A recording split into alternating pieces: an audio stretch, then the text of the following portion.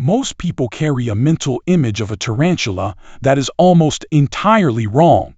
Big, slow, hairy, a spider scaled up to an uncomfortable size, but fundamentally the same thing: 8 legs, some fangs, a creature that belongs in the corner of a horror film rather than serious biological study. That image is not just incomplete, it is the opposite of accurate in almost every way that matters. Tarantulas have existed on this planet for over 120 million years. They were present when the dinosaurs rose. They watched them fall. They were here before the majority of mammal species that exist today had evolved into recognizable form. And across that entire span of time, longer than most animal lineages manage before extinction or radical transformation, tarantulas did not simply endure. They refined. Every feature of their biology represents a solution that has been tested across geological time and kept because it worked better than any alternative evolution produced. The result is a creature that operates on principles so different from the animals we are familiar with that understanding it properly requires dismantling almost everything you think you know about what a predator is supposed to be. Begin with the legs. Tarantulas, like all spiders, have no extensor muscles in their limbs. In a human body, straightening the arm requires a tricep muscle to contract and pull the joint open. Tarantulas have no equivalent mechanism. Instead, they move a fluid called hemolymph, functionally their blood, into each leg under controlled hydraulic pressure, forcing the joints to extend the way a piston forces a cylinder to move.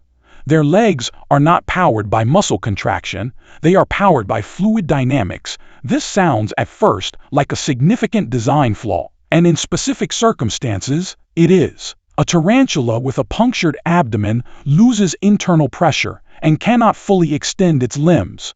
The curled posture of a dead spider is not a defensive position. It is the physical consequence of pressure loss. But the same hydraulic system that creates this vulnerability also delivers something that muscle-based limbs struggle to produce: extraordinarily fine-tuned force control. A tarantula can adjust the pressure in each leg independently, in increments precise enough to manipulate objects the size of a grain of sand. For an animal that handles delicate egg sacs, constructs silk burrow linings, and navigates uneven terrain in complete darkness, this level of precision is not a compromise. It is an engineering solution that 120 million years of pressure testing has confirmed as superior to the alternative. The hair covering every surface of the body is not texture. Every strand is a functional instrument. Some hairs detect the movement of air at distances that would be invisible to most sensory systems. Others register vibrations traveling through the ground beneath them. Others still are chemoreceptors. They allow the tarantula to detect chemical signals through physical contact, effectively combining the functions of taste and smell into a single sense that operates through touch. A tarantula that makes contact with any surface knows things about that surface immediately: chemical composition, texture, vibration signature, in a way that requires no separate sensory processing step. But the most unusual hair on a tarantula's body is not a sensory instrument. It is a weapon, and it exists nowhere else in the animal kingdom in this form. New World tarantulas, the species found across North and South America, roughly 460 of the 500 or so species native to the Americas, evolved a defense mechanism that has no equivalent in any other group of animals on Earth. Urticating hairs, specialized bristles on the abdomen, barbed along their entire length, that the spider can dislodge from its own body by rapidly kicking its hind legs against the abdominal surface. The result is a cloud of microscopic projectiles launched into the surrounding air. Each hair is designed not just to land on a target, but to work its way deeper with every movement the target makes. On exposed skin, they cause intense inflammatory reactions. On mucous membranes, the eyes, the nasal passages, the mouth, they are capable of causing swelling serious enough to require medical intervention. There are documented medical cases of urticating hairs lodging in the cornea of the eye, a condition called ophthalmia nodosa, requiring surgical removal. The allergic response in some individuals builds over repeated exposures. Handlers who work with tarantulas regularly find that their sensitivity increases year by year, not decreases. Tarantulas do not deploy these hairs indiscriminately. They aim. By adjusting body position and the angle of the kicking motion, they can direct the cloud toward a specific threat. Some species, when confronted by a predator they cannot easily engage directly, will spend 30 seconds to a full minute kicking hairs continuously before attempting to flee or bite. A tarantula that has been frequently threatened develops a visible bald patch on its abdomen, the result of repeatedly depleting its supply. That supply is fully restored at the next molt. Old World tarantulas, the species from Africa, Asia, and Europe, evolved along a completely different defensive trajectory. They have no urticating hairs at all. In their place, Old World species are on average faster, significantly more aggressive when threatened, and produce venom that is measurably more potent than their New World counterparts.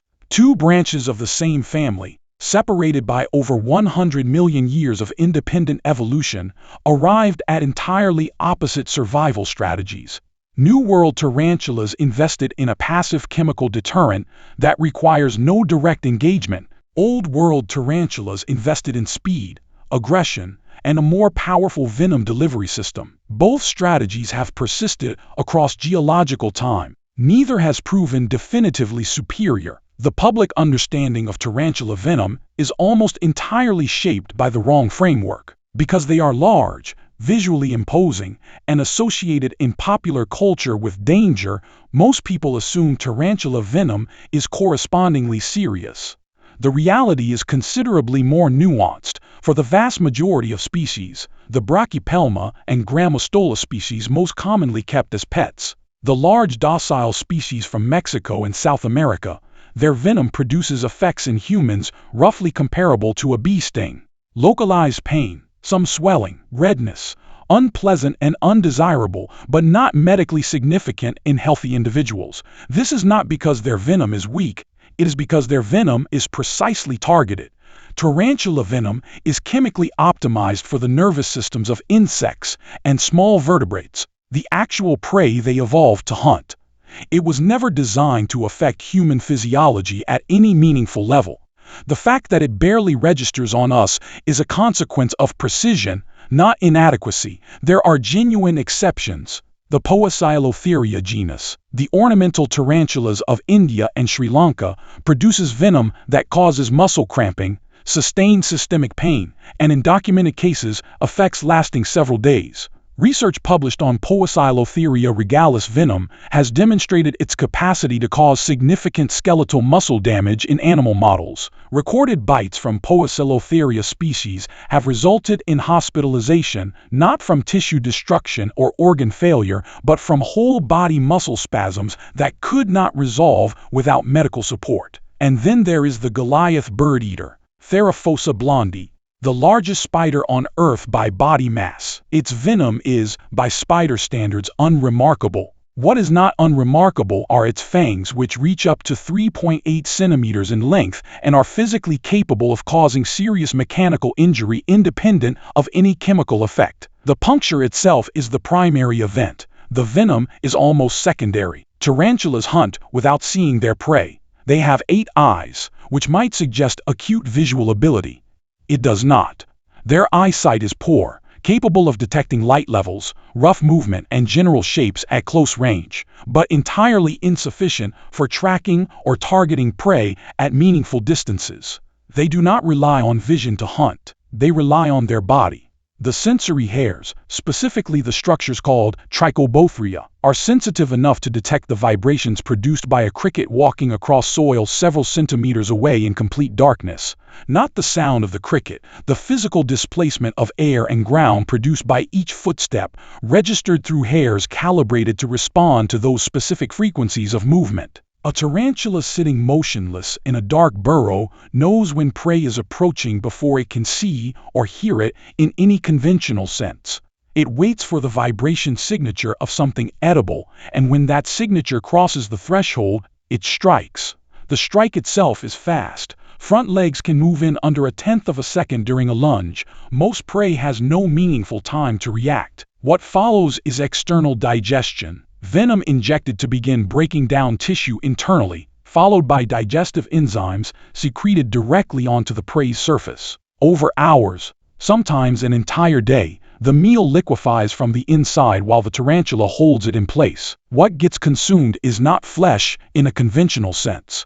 It is a concentrated biological fluid that was, some hours earlier, a living animal. Growth in tarantulas does not happen gradually. It happens in sudden, complete discontinuities, because the skeleton is external, the rigid exoskeleton that provides both structure and protection. It cannot expand incrementally. When the animal outgrows it, the entire structure must be shed and replaced. This process is called molting, and watching it happen with no prior knowledge of what is occurring is genuinely disorienting. A tarantula preparing to molt stops eating. For weeks, sometimes months. It may seal the entrance to its burrow, become completely motionless, and eventually flip onto its back, where it lies, still, for hours.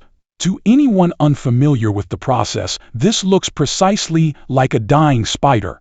Many first-time keepers have experienced this moment in a state of distress, only to find hours later that the old exoskeleton has been fully shed and a new, slightly larger tarantula is sitting beside it. During the molt, the animal secretes a new exoskeleton beneath the old one, pumps fluid between the two layers to separate them, and then pushes the old shell off by swelling the body and pressing against the carapace until it splits. A fully grown large tarantula can take several hours to complete this process. During that window, and for several days after, while the new exoskeleton hardens, the animal is entirely defenseless. Its fangs are soft and non-functional. A live insect left in the enclosure during this period can kill it. The most capable predator in its environment becomes completely vulnerable on a fixed schedule. What happens during the molt goes beyond simply replacing the outer shell. Tarantulas can regenerate lost limbs during this process. A leg lost to injury, or a predator, and limb loss is common in wild tarantula populations, begins to regrow at the next molt. Not fully formed immediately, but as a functional structure that develops across successive molting cycles. Internal organs, including the stomach lining, and in females the reproductive structures, can also be replaced during molting. For an animal with no access to stem cell technology or sophisticated regenerative immune cascades, as understood in vertebrate biology, this is a remarkable functional capability. Female tarantulas of certain species live 20 to 30 years in captivity. Documented specimens of Brachypelma hammerii, the Mexican red knee, commonly reach 30 years under proper conditions. There are keepers who have maintained the same individual spider for longer than some of their closest relationships have lasted. For an invertebrate, in a kingdom of animals not celebrated for longevity, this lifespan is genuinely extraordinary. A housefly measures its life in weeks. Most insects measure theirs in a single season. A tarantula can outlive a medium-sized dog. Male tarantulas live on an entirely different timeline. After reaching sexual maturity, most males survive only 1 to 3 additional years. Their biology shifts into what is effectively a terminal reproductive phase. They stop molting, leave their burrows, and spend their remaining time searching for females. Once the mating season ends, they decline rapidly and die. The same species, male and female, living inside entirely separate biological time frames. The sexual dimorphism in lifespan between male and female tarantulas represents one of the most extreme examples of this phenomenon in the entire animal kingdom. What a tarantula actually is, examined honestly, is a 120-million-year-old experiment in biological divergence from standard design, hydraulic legs instead of muscular ones. Venom calibrated so precisely for its actual prey that it produces almost no effect on the much larger animals that threaten it. A defensive weapon found in no other group of animals on Earth. Senses so refined that vision became nearly irrelevant. The ability to rebuild lost body parts on a predictable schedule. Lifespans that embarrass most vertebrates. None of it follows the rules you would expect. And that, precisely is the point. 120 million years of uninterrupted refinement produces results that look, from the outside, like impossibilities. What you are actually looking at is what happens when something works, and nothing comes along to stop it.